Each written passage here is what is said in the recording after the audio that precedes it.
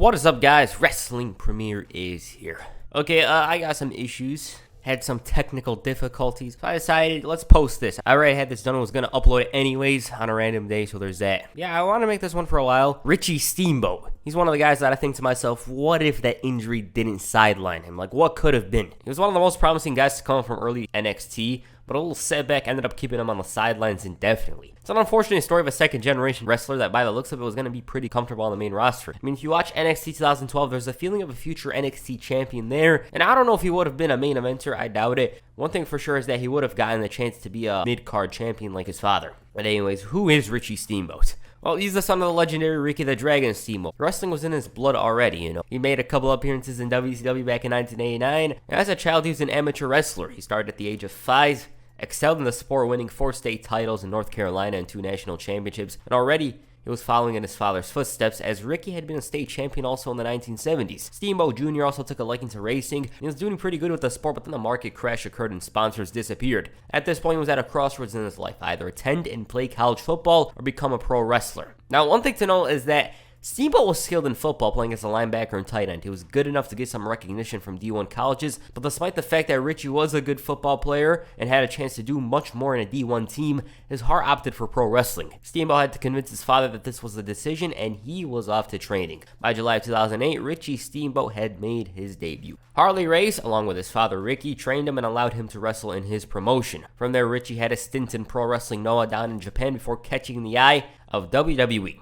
Jim Ross in March of 2009 even called Richie a can't-miss prospect. It just showed how much the guys believed in him. According to this Wrestling Observer report in December of 2009, Ricky wanted his son to gain experience on the indie circuit before making it to the big stage. Steamboat knew that a lot was riding on him to follow in his father's footsteps, and he was sent down to Florida Championship Wrestling to learn the WWE style. Richie was a clean-cut, good guy who showed fury. His in-ring skills were pretty good, and he wasn't bad. As a matter of fact, at times, Richie showed shades of his father, you know, the arm drag, that cross body. The future was looking pretty damn bright for him, and he was one of these standouts of FCW. Sure, he lacked the mic skills, but there was still something there with him. Like, a bunch of the trainers there believed that this guy could become something. I mean, it's developmental.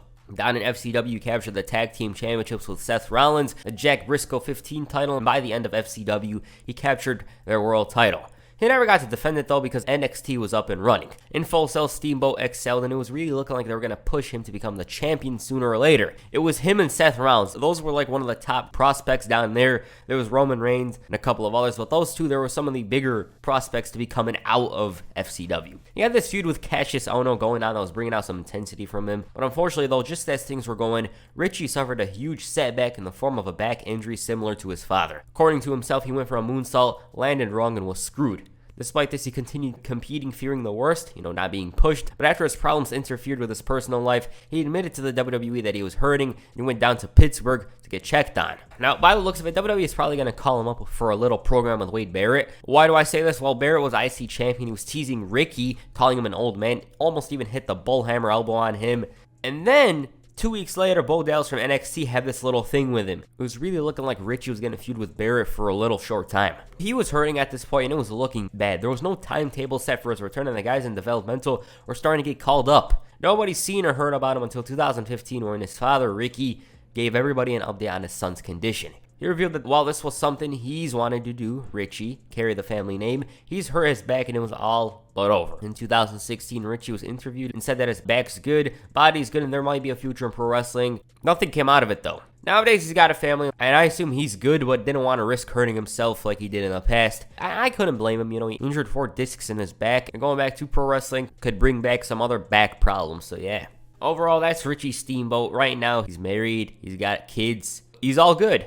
Now, had he debuted on the main roster, I personally feel he would have won the IC title. I mean, Curtis Axel won the belt around that time period, and I think it would have been a good story to see Richie, being managed by his father, win the title, and eventually perhaps turn heel down the line and make a career for himself. Like, I think he could have done decently there. WWE always loved second-generation talent, so they would try to push him initially.